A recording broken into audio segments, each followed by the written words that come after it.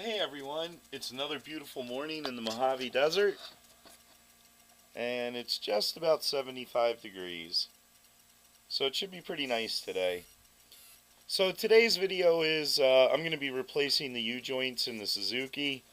I got them right here, and I'm pretty excited about this. This should, well, hopefully I find something wrong, and this should actually solve the vibration problem I've been having in the car for a long time, so we'll see what happens when I pull it out and inspect the old one. That should probably tell me what I need to know. But anyway, I'm going to go get set up and get this job started, so catch you in the next one. Alrighty, that took a little longer than I expected, but it looks like I'm all set up. Unfortunately, all my jacks and jack stands are up in Vegas in the Saturn, since I have the new Honda. The Saturn's in the Honda lot until I go pick it back up. But anyway, I came up with this. This looks like it should work pretty good. I don't usually use blocks and stuff, but these pavers are pretty tough. And I also have, I actually found my one bottle jack, which is really all I needed, so I didn't have to actually get the other jacks from my neighbor. But enough about that. This is a pretty straightforward job. There's just the 4 bolts in the front for the front universal, and then 4 bolts in the back for the back, and then also this carrier in the middle needs to come out, and everything should be pretty straightforward. There's 1 bolt there, and I can't see it, but I can feel it, I think. There should be another nut or something holding it on there. I can't believe I almost forgot this. Before I take anything apart, I'm going to have to put some marks and indicate everything so I can put it back the same way.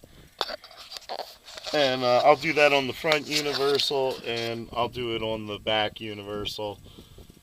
And up here, I don't know exactly till I get it apart. You can see these 2 shafts come together. These might come apart. There might be splines on here. I'm not sure. They have some kind of like rubber coupler on there. So I'm going to go find out what size everything is, and I'll be right back.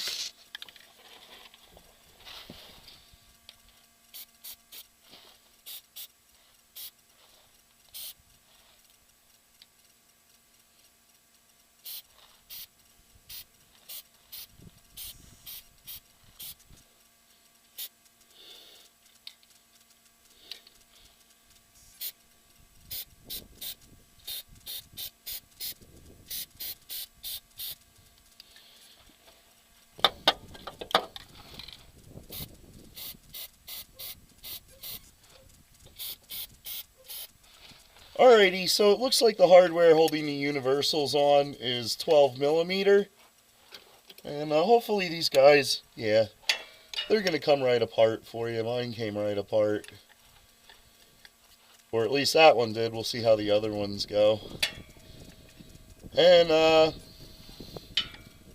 didn't even think of this, but I'm not sure I can get to all of them. I might have to jack it up and put the transmission in neutral so I can rotate the drive shaft, but we'll see what happens. I'll see if I can work around it. But that top one's probably going to be really difficult.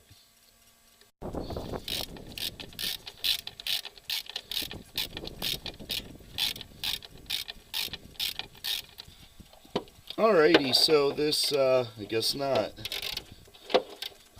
Alrighty, this center carrier hardware is 14 millimeter, and this is pretty cruddy. Oh, cool. So this ratchet's got a nice long handle, so that just came right off. I thought it was gonna give me more of a hard time.